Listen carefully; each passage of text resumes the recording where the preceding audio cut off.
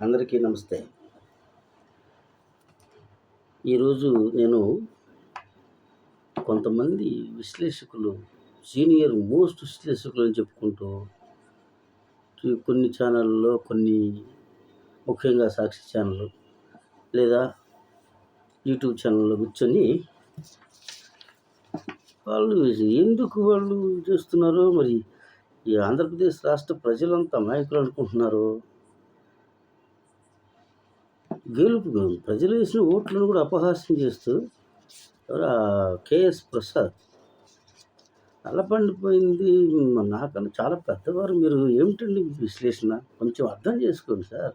జనాలు మిమ్మల్ని తిడుతున్నారు. ఈరోజు కూడా ఒక యూట్యూబ్ ఛానల్లో కూర్చొని విజయసాయిరెడ్డి రాజీనామా చేసిన తర్వాత ఈ సందర్భంగా మాట్లాడుతున్నారు. ఏం మాట్లాడుతున్నారు? ఇది కూడా జగన్మోహన్ రెడ్డి గేమ్ ప్లాను. కూటమి మొత్తం కకావికలం అయిపోయింది, ఛాలెంజ్ చేసిరాడు మా వాడు అంటూ ఏదేదో అసలు ఎక్కడ నక్కకి నాగలోకానికి కుక్కతో గోదావరికి ఈదినట్టుగా ఉంది మీ మాటలు చూస్తుంటే. కుక్కతో పట్టుకుని గోదావరి ఈదలేము. 10 నిమిషాలు ఈదిన తర్వాత మునిగిపోయింది కుక్క. అలాగే మునిగిపోయే పడవ లాంటి అసలు బేస్ లేని పార్టీని పట్టుకొని, పార్టీ పూర్తిగా ఎక్కడికి పోదు, వైసీపీ కూడా ఉంటుంది. అంత మూర్ఖంగా మీలాగా విశ్లేషణలు మేము చేయం, కానీ వైసీపీ పార్టీ ఖచ్చితంగా ఉంటుంది. కాకపోతే దానికి పునాదులు లేవు. ముఖ్యంగా కన్న తల్లిపోయింది, తోడబుట్టిన చెల్లిపోయింది, నీడలా వెంటాడి ఉండే ఆఖరికి విజయసాయిరెడ్డి గారు కూడా పోయారు ఇవాళ. అంటే సంకేతం ఏమి ఇస్తున్నారు ప్రజలకి? వీళ్ళంతా జగన్ని మనం నమ్మలేమని. నిజంగా జనం నమ్మలేదు కూడా. 2024 ఎన్నికల్లో 11 సీట్లకు పరిమితం చేసిన తర్వాత కూడా మీరు కూర్చొని కొన్ని ఛానళ్ళు కూర్చొని అంతకుముందు మాట్లాడేది వేరు. ఇప్పుడు కూడా ఇంకా ఎంతో ప్రజలందరూ తప్పు చేసినట్టు తప్పేళ్ళగాళ్ళు అంటారు మిగతా మీడియా వాళ్ళని, విశ్లేషకుల్ని. అది తిరిగి మీకు వర్తించదా కేఎస్ ప్రసాద్ గారు? మిగతా విశ్లేషకులందరూ తెప్పేళ్ళగాళ్ళ? మీరు మాట్లాడే భాష కరెక్ట్ కాదు, కొంచెం సవరించుకుంటే మంచిది. మీలాంటి పెద్దలు మాలాంటి వాళ్ళతో చెప్పించుకోకూడదు. ఇంకొకటి, మీరు పొగుడుకోండి, ఎవరిష్టం వాళ్ళది. నేను కూడా అంతకుముందు జగన్మోహన్ రెడ్డి పథకాలు అమలు చేస్తున్నప్పుడు బ్రహ్మాండంగా పొగిడాము. పార్టీ వేరైనా పథకాలు అమలు చేస్తున్నప్పుడు గత 4 ఏళ్ళ క్రితం, 3.5-4 ఏళ్ళ క్రితం స్టార్టింగ్లో ఆయనకు పాలాభిషేకాలు చేశాం. మంచి చేస్తే ఎవరినైనా పొగడాలి. నువ్వు ఒక విశ్లేషకుడిగా ఉన్నావు. నేను వేరే రాజకీయ పార్టీలో రాజకీయ విశ్లేషణ నాకు అనుభవం ఎప్పుడో 35-40 సంవత్సరాల నుంచి రాజకీయాల దగ్గరగా, నాకు 16-17 సంవత్సరాల నుంచి రాజకీయాలను చూస్తున్నాను. మేము కొంచెం అర్థమవుతుంది కదా, ప్రజలకు కూడా అర్థమవుతుంది. మీరు చెప్పే విశ్లేషణ దారుణంగా ఉంటున్నాయి. విజయసాయిరెడ్డి రాజీనామాకి జగన్మోహన్ రెడ్డి బాల్ కొడితే 6 పోయింది, లేకపోతే ఇంకోటని ఏదేదో మాట్లాడుతున్నారు. కరెక్ట్ కాదు. పోతే అసలు ఆంధ్రప్రదేశ్ రాష్ట్రంలో మీరు ఇంకో మాట ఏమన్నారు? వాలంటీర్ వ్యవస్థ అద్భుతమా? రాజ్యాంగం చదువుకున్నారా మీరు? ఆర్టికల్ 73, 74 రాజ్యాంగ సవరణ ద్వారా పంచాయతీ వ్యవస్థను తీసుకొచ్చి ప్రజలకు చేరువ చేయాలని, పరిపాలనని, గ్రామ స్వరాజ్యం కావాలని మహాత్మా గాంధీ కలలుగన్న పల్లెటూళ్ళే పట్టు కొమ్మలు కానీ గ్రామ స్వరాజ్యం కోసం తెచ్చిన ఆ చట్టాన్ని ఉల్లంఘించి పంచాయతీ ప్రెసిడెంట్లని, గెలిచిన ప్రెసిడెంట్లని, పంచాయతీలు గెలిచిన నెంబర్లని డమ్మీలను చేసి వాలంటీర్ వ్యవస్థను పెట్టి పంచాయతీ నిధులు మొత్తం లాగేసుకొని ప్రభుత్వ పథకాలకని మళ్లించి డబ్బులు ఇస్తే ఓట్లు వేస్తారనుకొని ఒక మోసలో, ఒక మూఢ నమ్మకంతో పరిపాలన జగన్మోహన్ రెడ్డి గారిది. మీరు కళ్ళు పెట్టుకొని చూసారా? ఇంకేం పెట్టుకొని చూశారు ప్రసాద్ గారు? గ్రామ వ్యవస్థ మూడంచెల విధానం మనకు తెచ్చింది ఎందుకు? పరిపాలన దగ్గరకు ఉండాలి. ఆ తర్వాత ఎన్టీ రామారావు గారు మండలాలు తీసుకొచ్చాడు. మండలాలను చూసిన తర్వాత కదా రాజీవ్ గాంధీ గారు 73, 74 అధికారం తీసుకొచ్చి పంచాయతీలకు కూడా 33% రిజర్వేషన్ పెట్టి ఎన్టీ రామారావు సెలవు వల్ల అప్పట్లో ఇందిరాగాంధీ సెలవు వల్ల 33% రిజర్వేషన్లు వస్తే బీసీలకి జగన్మోహన్ రెడ్డి పంచాయతీ ఎలక్షన్స్ ఏ ఏ విధానంతో జరిపాడు? 22% రిజర్వేషన్తో జరిపాడు. 12% మాకు పోయినాయి బీసీలు. అవన్నీ నీలాంటి వాడికి ఏం తెలిసిద్ది? అది కూర్చొని మాట్లాడుతుంటావు. రాజు ఒక డబ్బులు మీరు ఇంకోటి డీబీటీ ద్వారా డబ్బులు ఇచ్చాడు. ఇచ్చినందుకే జనాలు పొగిడారు. కానీ మరి ఓటు ఎందుకు ఇవ్వలేదు? కారణం తెలుసా మీకు? డీబీటీ ఇప్పుడు మనం జగన్మోహన్ రెడ్డి గారు కనిపెట్టింది కాదండి. 2023, 24 ఎన్నికలకు ముందు నారా లోకేష్ అప్పుడు పూర్తిగా రాజకీయాల్లో కూడా రాలా, అతను చదువైపోయి వచ్చాడు. ఈ డీబీటీ ద్వారా ప్రజలకు నేరుగా డబ్బులు ఇస్తే అవినీతి లేకుండా పోయిద్ది, వాళ్ళకి ఇచ్చే పథకాలని డబ్బుల ద్వారా డీబీటీ ద్వారా నేరుగా వాళ్ళ ఖాతాలో పెట్టేట్టు చేయాలంటే చేతికి ఇవ్వాలి కనీసం డబ్బులు. అప్పుడు ఖాతాలు కూడా అందరికి లేవు కాబట్టి నేరుగా డబ్బులు ఇచ్చే పథకాన్ని డీబీటీ అనే పేరు పెట్టి డైరెక్ట్ ట్రాన్స్ఫర్ అనే దానికి పెట్టి పేదలకు నేరుగా పంచడం. ఇప్పుడు అంటే 20 ఏళ్ల కింద పెట్టిన అది ఇప్పుడు కొత్తగా జగన్మోహన్ రెడ్డి కలిపాడని నువ్వు చెబుతుంటే మేము చెవులు మూసుకొని ఇనుకుంటా ఉండాలా? టీవీలు ముందో లేకపోతే యూట్యూబ్ ఛానల్లో మీరు మాట్లాడుతుంటే ప్రజలు మేము మీలాంటి వాళ్ళని చూసి ఊస్తున్నారు. అది కూడా తెలుసుకోండి. ఇంకా కూటమి ప్రభుత్వం వచ్చిన తర్వాత పెట్టుబడులు రాలేదా? అసలు నిన్న చంద్రబాబు నాయుడు గారు దావోస్ పోయింది ఎందుకు తెలుసా మీకు? ఆంధ్రప్రదేశ్ పరువు పోయింది కాబట్టి గత 5 ఏళ్లలో వీళ్ళు ఎవరు పోలేదు గట్టి గత ప్రభుత్వంలో.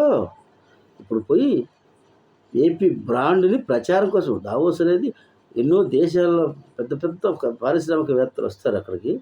మన ఏపీలో మన విధానాలు ఏంటి, మన పారిశ్రామిక విధానం ఏంటి అనేది వాళ్ళకి వివరించి చెప్పుకున్న తర్వాత కొన్ని అక్కడే కుదిరితే తర్వాత కొంతమంది అడాప్ట్ అయ్యి వస్తారు. వీళ్ళు కూడా వెళ్తూ చంద్రబాబు గారు కూడా ముందుగా నాకు తెలిసి చెప్పే వెళ్ళినటువంటి బ్రాండ్ ఏపీని కొంచెం మనం ప్రమోట్ చేయాలి, అందరికీ తెలియాలి. ఏపీలో మనం మనం పారిశ్రామిక విధానం మార్చాం కాబట్టి ఆ మార్చిన విధానాన్ని వాళ్ళందరికీ పెట్టి 1 నెల కాదు 2 నెలలకు 6 నెలలకి తర్వాతైనా పెట్టుబడులు వస్తాయి, మనం వెళ్దామని చెప్పి వెళ్ళిపోయి చేశారు. అదేం తప్పు? పైగా కూటమి ప్రభుత్వం వచ్చి 6 నెలలు 7 నెలలు జరుగుతుంది. 7 నెలలకి మీరు ఏమొచ్చినాయి అంటున్నారు? మీ కళ్ళు కనపడలేదా? ప్రధానమంత్రి గారు వచ్చి 1,87,000 కోట్లు ఆయిల్ రిఫైనరీ ఓపెన్ చేసిపోయాడు కదా. అలాగే రోడ్లు, రైలు మార్గాలకు వీటన్నిటి కలిపి 2,08,000 కోట్లకి శంకుస్థాపనలు, ప్రారంభోత్సవాలు చేసి వెళ్ళాడు.